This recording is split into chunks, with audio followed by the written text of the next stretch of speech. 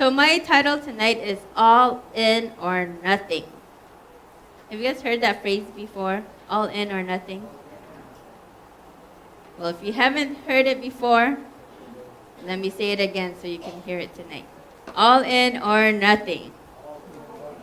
Thank you, Sister Jen, for reading our scripture, main scripture tonight, which is found in Genesis chapter 7, verse 1. And it says, And the Lord said unto Noah, Come, thou, and all thy house into the ark, for thee have I seen righteous before me in this generation. So the story of Noah's ark is found in Genesis chapter 6, verses 5 through chapter 8, verses 19. I'm not going to read the whole thing because you guys know that I love long verses, but I will go through some as we go. But before we dive into the Bible and our message tonight, I just want to share some things I found interesting as I was researching. Did you know that there is a place called Noah's Ark Water Park in Wisconsin, Dell, Wisconsin? It is known to be the largest water park in the U.S. So if you want to go on vacation and you don't know where to go, check out this place because I did and it looks like a lot of fun. And also there is a place called Ark Encounter in Williamstown, Kentucky, where they have built a full-size Noah's Ark according to the dimensions given in the Bible. It's about 510 feet long, 51 feet high, 85 feet wide. So that's Noah's Ark stretched an American football field and a half long. So this place, they answered the questions like, how big was Noah's Ark? How did Noah fit all the animals? How did Noah feed and care for all the animals? How did Noah build the ark? So it said that the Ark Encounter is the largest timber frame structure in the world, built from standing dead timber, in part by skilled Amish craftsmen. The ark is an architectural and engineering wonder containing 3 decks of world-class exhibits. So if you ever been to a wax museum, that's what it looked like on the picture if you go online. But check it out because it looks pretty cool. So just some interesting things you might want to go look up after the message tonight. So let's go to the message. We'll start with a background on what is going on, and I believe it's best when we can read it straight from the Bible. So here we go. Genesis chapter 6, I'm going to read verses 5 through 22. And God saw that the wickedness of man was great in the earth, and that every imagination of the thoughts of his heart was only evil continually. And it repented the Lord that he had made man on earth, and it grieved him at his heart. And the Lord said, I will destroy man whom I have created from the face of the earth, both man and beast, and the creeping thing, and the fowls of the air. For it repenteth me that I have made them. But Noah found grace in the eyes of the Lord. These are the generations of Noah. Noah was a just man and perfect in his generations, and Noah walked with God. And Noah begat 3 sons, Shem, Ham, and Japheth. The earth also was corrupt before God, and the earth was filled with violence. And God looked upon the earth, and behold, it was corrupt, for all flesh had corrupted his way upon the earth. And God said unto Noah, The end of all flesh is come before me, for the earth is filled with violence through them. And behold, I will destroy them with the earth. Make thee an ark of gopher wood. Rooms shalt thou make in the ark, and shalt pitch it within and without with pitch. And this is the fashion which thou shalt make of it. The length of the ark shall be 300 cubits, the breadth of it 50 cubits, and the height of it 30 cubits. A window shalt thou make to the ark, and in a cubit shalt thou finish it above. And the door of the ark shalt thou set in the side thereof. with lower, second, and third stories shalt thou make it. And behold, I, even I, do bring a flood of waters upon the earth to destroy all flesh, wherein is the breath of life from under heaven, and everything that is in the earth shall die. But with thee I will establish my covenant, and thou shalt come into the ark, thou and thy sons and thy wife and thy son's wife with thee. And of every living thing of all flesh, 2 of every sort shalt thou bring into the ark, to keep them alive with thee. They shall be male and female.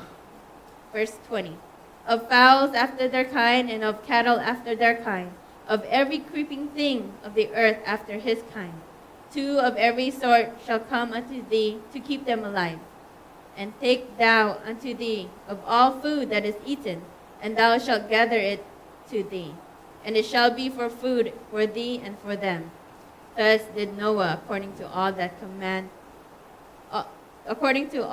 God commanded him, so did he.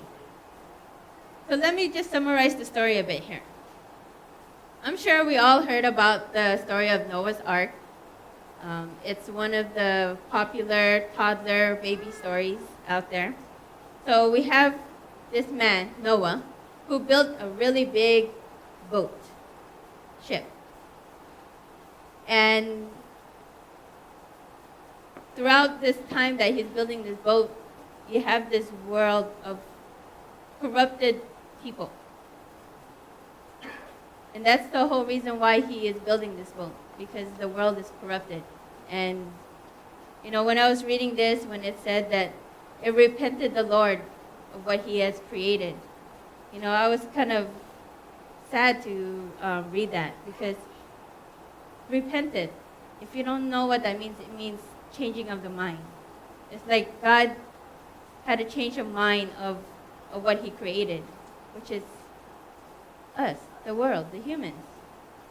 And in Noah's days, they were so corrupted that God wanted to just wipe them out. But he didn't. Because there was one man who was righteous in his eyes, and that was Noah. So God instructed him to build this boat, and that God is going to bring the rain, bring the flood of rain. And before, when I used to read this, I thought it was only for 40 days and 40 nights. But as you read the story, it's actually for almost a whole year that Noah was in this boat. And so, while he's in this boat, there's 5 P's, the letter P, that we can learn from the story of Noah's Ark. So let's just dive into it, or should I say let's set sail. Okay, the first one is Noah's Ark shows God's patience. Like I said earlier, God could have wiped out the human race and all living creatures just as easily as he created them with his words. God spoke out creation, and so I believe he can speak the wipe out of creation. However, he did not do that because he found grace in one man who was righteous in his eyes. That man was Noah. The Bible does not specify how long it took Noah to build the ark. But when Noah was first mentioned in Genesis 5:32, he was 500 years old. And when Noah entered the ark, he was 600 years old. So, 100 years. I don't know about you, but I think that's a long time. I mean, I've been on this earth for 37 years, and I think I'm old already. But anyway, I can only assume that while Noah was building the ark, the world around him mocked him, thinking he was crazy for building a boat. Because keep in mind, around that time, they have never experienced rain. God watered the plants from the ground. Like it says in Genesis 2:4-6, verse 4, it says, "These are the generations of the heavens and of the earth, when they were created, in the day that the Lord God made the earth and the heavens, and every plant of the field before it was in the earth. and every herb of the field before it grew. For the Lord God had not caused it to rain upon the earth, and there was not a man to till the ground. But there went up a mist from the earth and watered the whole face of the ground. So church, you see, just because we have not seen it with our human eyes or have never thought of it, it doesn't mean it can't happen. Remember, God's thoughts are higher than ours. He sees things and he has created things. But no matter what the value, it is obvious that the ark was a huge vessel, even by today's standards for ocean-going vessels. If you accept that Noah's value for a cubit is 20.3 inches, a cubit long is actually from your elbow to your fingertip. So like I mentioned earlier, today that's about 510 feet long, 51 feet high, and 85 feet wide. So that's as long as 1.5 football field. That's how long the boat was. As wide as 2 school buses. So for those who've gone to school, you know the yellow school buses. That's how wide the ark is. And as high as 3 giraffes. So for someone to build an ark that huge will take a lot of time. Not only that, Noah did not have the tools we have today. I mean, he was 500 years old when he started building the ark. So you can just imagine it's going to take a while. You can see this if you check out, like I mentioned earlier, the Ark Encounter. I would like to show a comparison of some ships from history to Noah's Ark. It's comparisons between Noah's Ark, this is Noah's Ark, and then from different ships of the past. So the top one, I don't know if you can see it, this blue long one, that was the Titanic. It was 269 meters. This is the world's largest ship at the time, but then it sank in 1912. There's another one called the Wyoming. It was the largest wooden ship ever built, launched in 1909, and then it sank in 1924. And then the last one, which is smaller than Noah's Ark, is called the Grande Hermes.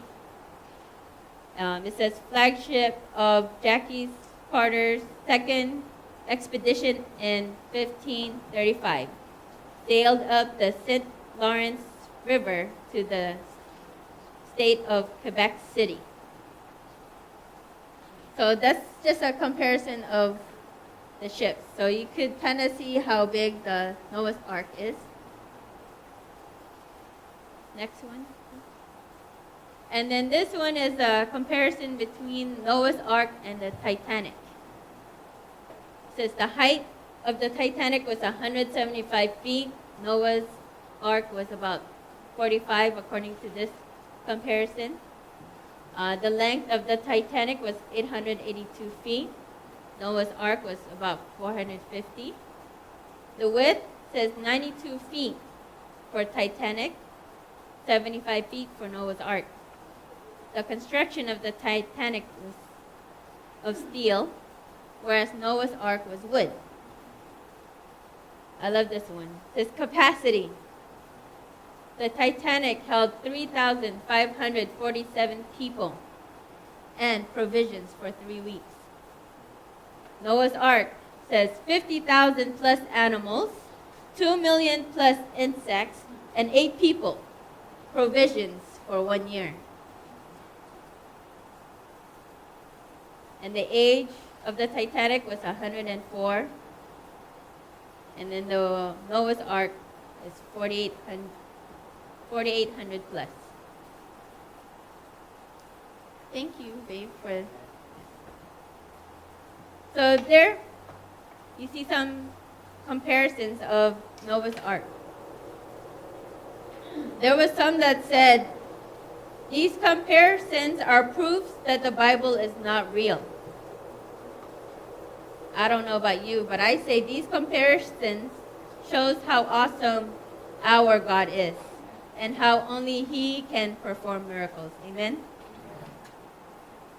And then there's also a quote that I saw, which I thought was funny. It said, "Never be afraid to try something new. Remember, amateurs built the ark, professionals built the Titanic." I thought it was funny because the Titanic sank. So also, waiting on God's next order requires patience.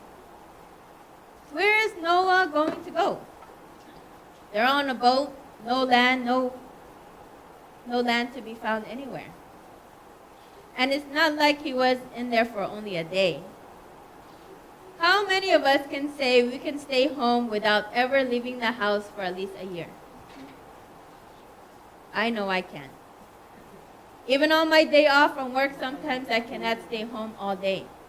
I have to go outside, or I have to go somewhere, drive somewhere.